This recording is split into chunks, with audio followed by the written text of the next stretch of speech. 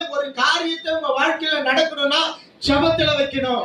ನಾನು ಹೇಳ್ತೀನಿ ಕೇಳಿ, ಏನಾದರೂ ಒಂದು ಕಾರ್ಯ ஜெபித்து கர்த்தரிடத்துல கேட்டு பெற்றுக்கொள்ளும் வரை அது பொறுமையோட இருக்கணும். ಪ್ರಾರ್ಥನೆ ಮಾಡಿ ದೇವರ ಹತ್ರದಿಂದ ಪಡ್ಕೊಳ್ಬೇಕಾದ எல்லா காரியத்தையும் ஜெபத்துல வையுங்கள். ಎಲ್ಲ ಕಾರ್ಯಗಳನ್ನು ಪ್ರಾರ್ಥನೆಯಲ್ಲಿ ಇಡಬೇಕು. ஆண்டவர் சமூகத்துல ஜெபத்துல சொல்லுங்கள். ದೇವರ ಸಮೂಹದಲ್ಲಿ ಪ್ರಾರ್ಥನೆಯಲ್ಲಿ ಇಡಬೇಕು. அது உங்க வாழ்க்கையை நடத்தும். ಅದು ನಿಮ್ಮ ಜೀವನವನ್ನು ನಡೆಸುತ್ತದೆ. ஹல்லேலூயா. எந்த காரியம் ஜெபத்துல வைக்கிறது இல்லங்க. ಯಾವ ಕಾರ್ಯನೂ ಪ್ರಾರ್ಥನೆ ಇಡೋದಿಲ್ಲ. இவங்களாவே யோசி, இவங்களாவே சிந்திச்சு, இவங்களாவே எல்லாம் பண்ணிடுவாங்க. ಇವರ ಯೋಸಿ ಇವರೇ ಎಲ್ಲ ಮುಗಿಸ್ಬಿಡ್ತಾರೆ. ஹல்லேலூயா. ஹல்லேலூயா. ஹல்லேலூயா. ஹல்லேலூயா. இவங்களா பண்ணிட்டு கடவுளை என்ன சொல்லுவாங்க தெரியுமா? ಇವರ ಮಾಡಿ ದೇವರು ಹೇಳ್ತಾರೆ, ஏன் கடவுளே இப்படி பண்ணிட்டீங்க? ಯಾಕಪ್ಪ ದೇವರೇ ಹಿಂಗ್ ಮಾಡ್ದೆ ನೀನು?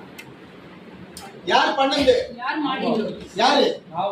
நாம பண்ணிட்டு கடவுளை என்ன சொல்றாங்க? ನಾವು ಮಾಡ್ಬಿಟ್ಟು ದೇವರಿಗೆ ಹೇಳ್ತೀವಿ, ஏன் கடவுளே ಯಾಕೆ ದೇವರೇ இப்படி பண்ணிட்டீங்க? ಹೀಗೆ ಮಾಡಿದ್ರಿ? கடவுளை பண்ணாரு ದೇವರ நம்முடைய அவசரத்தினால. ನಮ್ಮ ಅವಸರದಿಂದ.